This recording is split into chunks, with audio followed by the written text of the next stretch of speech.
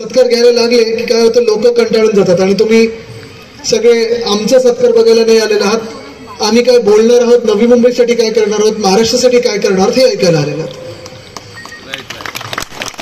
तर राजकीय मंडळी म्हटली की आमचे सत्कार चालूच असतात. असो, आत्ताच मगाशी आपण सांगत होता की उद्धव साहेबांनी सांगितलेलं आहे की उमेदवारी ही विचारे साहेबांना देणं हे पक्क झालेलं आहे.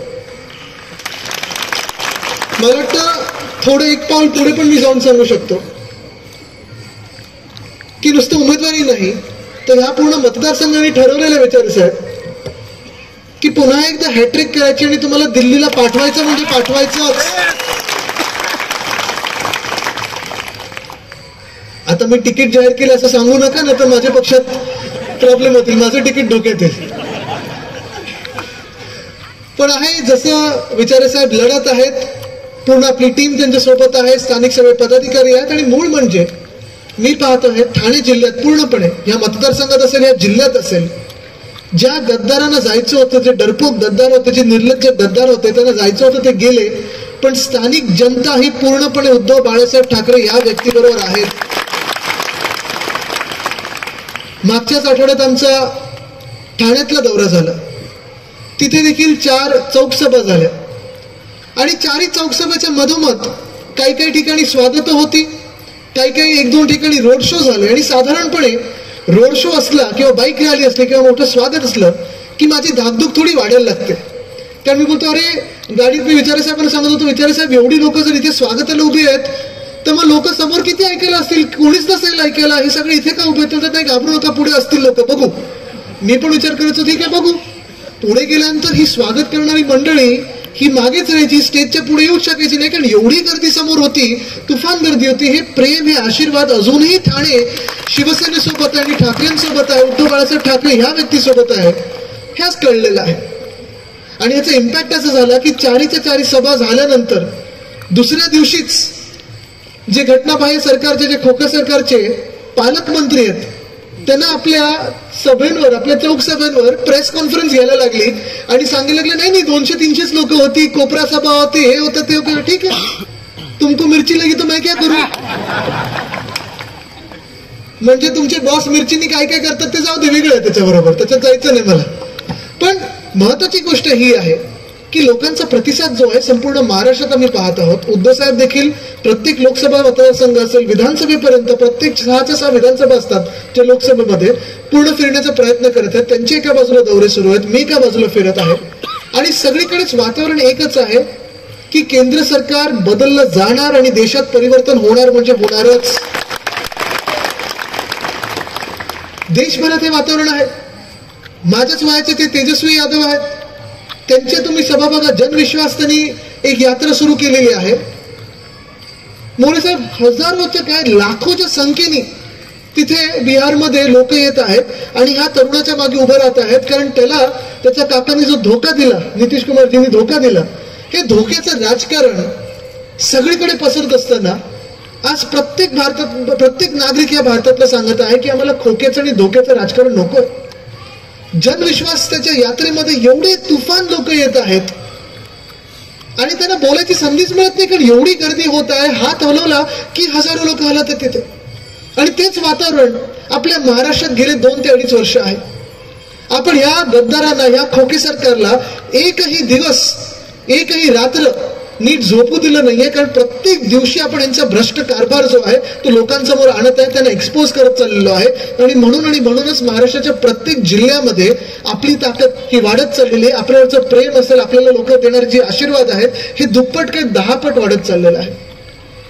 नवी मुंबईत येतानाच मी आठवतो की ह्या नवी मुंबईमध्ये अनेक आपण कामं केली, सरकार असताना देखील केली, त्याच्या आधी देखील आपण आंदोलन केले. पण आपलं महाविकास आघाडीचं सरकार असताना प्रत्येक आठवड्यात किंवा प्रत्येक दिवशी माझ्या फोनवर विचारे साहेबांचे 2-3दा फोन असायचे की जरा ही CRZचं आपल्याला NOC पाहिजे, फॉरेस्टकडून इकडून NOC पाहिजे, आपल्याला ह्या अधिकाऱ्यांना हे सांगायचं आहे. आणि मग हे सांगितल्यानंतर भूमिपूजनाची तारीख ठरवायला ते फोन करायचे.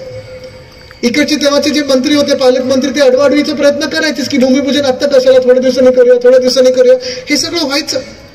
पण अभिमान मला ह्या गोष्टीचा आहे की आपलं सरकार ह्या खोके धोकेवाल्यांनी पाडल्यानंतर देखील इकडची जी नवी मुंबईची मेट्रो होती, मला कानावर यायला लागलं होतं. एक विमानतळ आहे, ते छत्रपती संभाजीनगरमध्ये विमानतळ आहे. तिथे उद्धव साहेबांनी घोषित केलं होतं 2021 मध्ये, मला वाटतं त्यांनी घोषित केलं होतं की त्या विमानतळाचं नाव आपण छत्रपती संभाजी महाराज विमानतळ असं देत आहोत.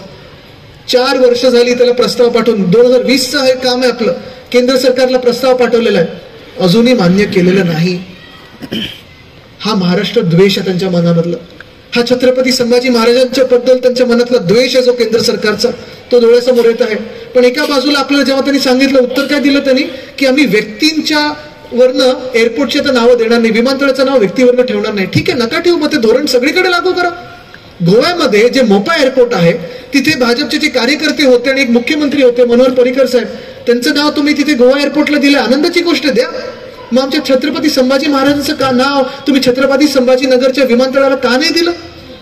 आत्ताच अयोध्येमधलं एअरपोर्ट जे आहे महर्षी वाल्मिकी एअरपोर्ट असं त्यांनी दिलेलं आहे, मागच्या महिन्यात दिलेलं नाव. मग 3 वर्षापूर्वी आपण इकडच्या नवी मुंबईचं विमानतळाचं नाव श्री दिबा पाटील एअरपोर्ट, इंटरनॅशनल एअरपोर्ट हे जे दिलेलं होतं ते अजून केंद्र सरकारने मान्य केलं नाही. म्हणजे विष बघा कसं पेटतात. त्यावेळी आंदोलन पुढे दिसत होते, नाव द्या नाव द्या, कारण का त्यांचं सरकार नव्हतं. पण आपल्या सरकारने नाव दिल्यानंतर त्यांनी सरकार आपलं पाडलं. घटनाबाह्य सरकार, अवकाळी सरकार आपल्या डोक्यावर बसवलं आणि बसवल्यानंतर विमानतळाचं नाव छत्रपती संभाजीनगर मधलं असेल किंवा आपल्या इकडे नवी मुंबईतलं असेल, नाव द्यायला तयार नाहीयेत. आपल्याला कारण देतात की आम्ही व्यक्तीवरनं नाव देत नाही, अमुख्याला नाव देत नाही. मग बरोबर तुम्हाला जिथे द्यायची आहेत नाव तिथे कशी देतात?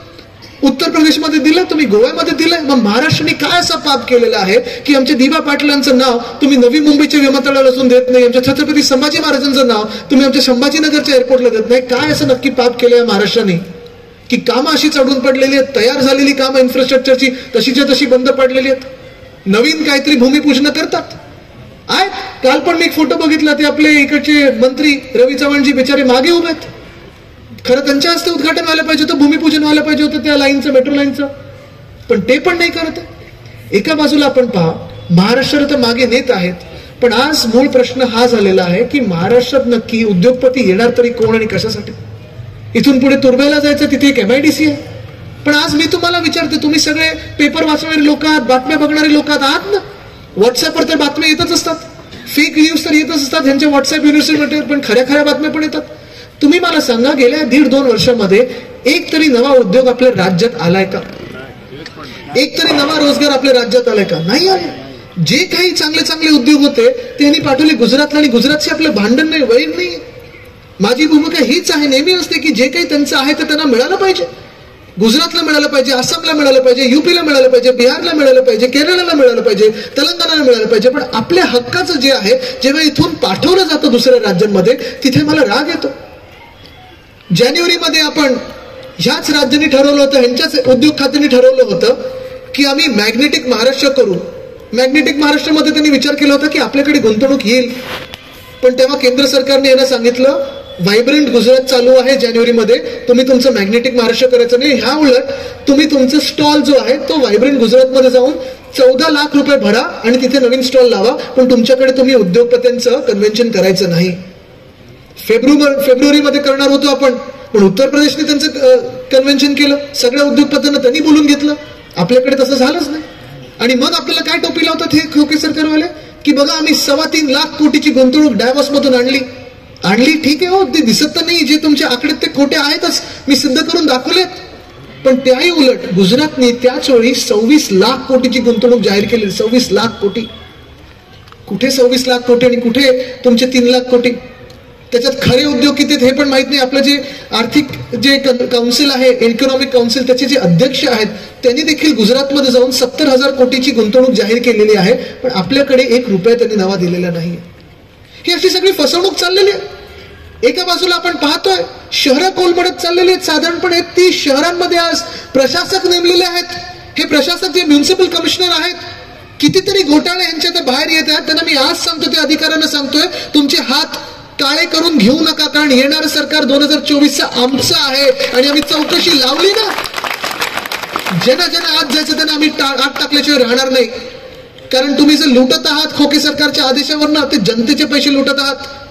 एका बाजूला भ्रष्टाचार सुरू आहे, उद्योगपत्यांना तुम्ही त्यांचा विश्वास घालवताय, विश्वासघात करतात, उद्योगाला दुसऱ्या राज्यात पाठवतात, जो आपला एम्प्लॉई लेबर फोर्स आहे, कुठे फिक्स्ड टर्म एम्प्लॉयमेंट बोलतात, कुठे कॉन्ट्रॅक्ट लेबर वाढवत आहात, जे परमनंट नोकऱ्यांवर होते त्यांचे तुम्ही नोकऱ्या धोक्यात आणत आहात, आणि दुसऱ्या बाजूला आपण पाहतात सगळीकडेच कायदा सुव्यवस्थेची परिस्थिती. केंद्र सरकार आहे, त्यांचे मित्र पक्ष जे आहेत ईडी ITCB आहे, हे पण आहे, सगळे खोके धोके एकत्र महाशक्ती म्हणून बसल्यानंतर देखील जनतेसमोर आपण आपल्या ताकदीने त्यांना वाकवलेलं आहे. आणि नवी मुंबईच्या आपण मेट्रोचं काम सुरू केलेलं आहे, नवी मुंबईच्या मेट्रोचं उद्घाटन केलेलं.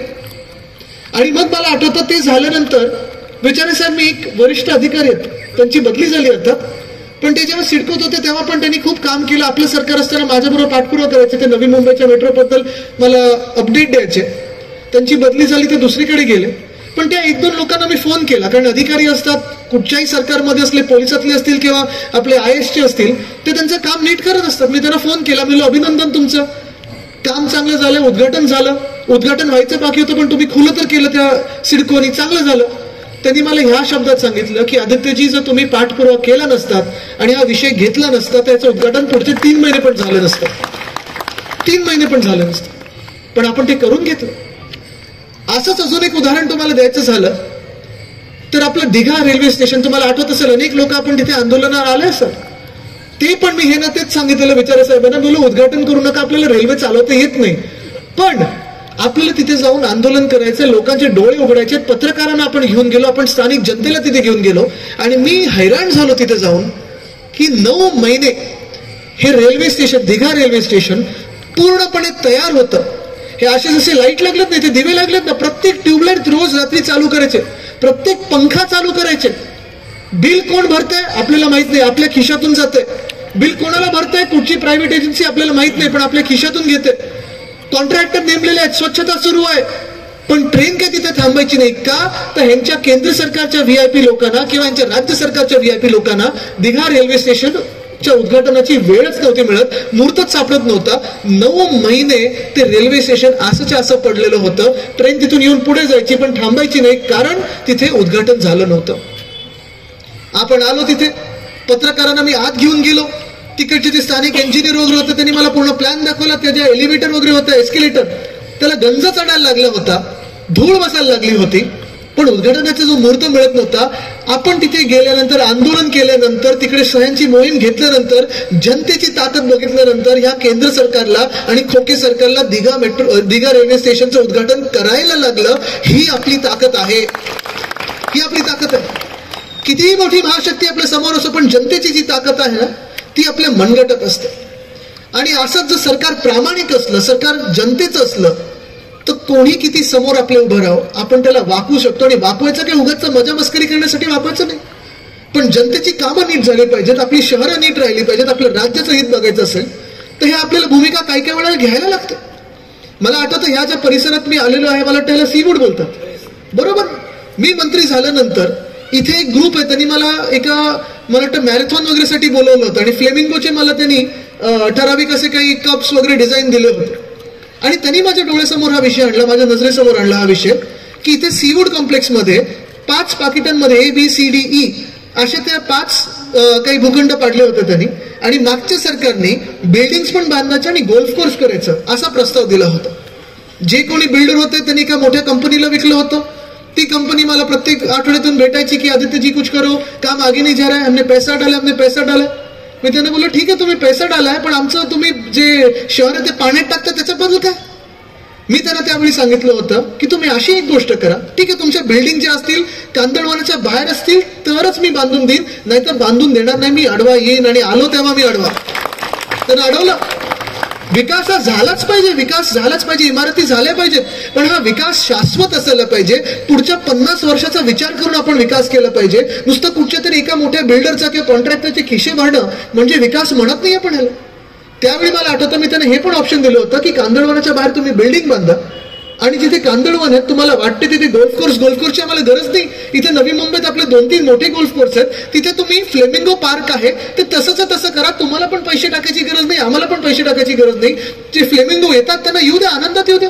लोक आणि फ्लेमिंगो एकत्र राहू शकतात, आणि हे आपण करून दाखवलं. जेव्हा MTHL बांधत होतो, होय MTHL देखील आज अटल सेतू नावाचं त्याचं ब्रँडिंग झालेलं आहे, पण अटल सेतू ज्याला MTHL आपण बोलतो, मुंबई ट्रान्स हार्बर लिंक, हे देखील जानेवारी 2020 मध्ये उद्धव साहेबांनी याचं पहिलं गर्डर लॉन्चिंग केलं होतं आणि सरकार आपलं पाडेपर्यंत आपण 85% काम करून दाखवलं होतं. हे आपलं काम आहे,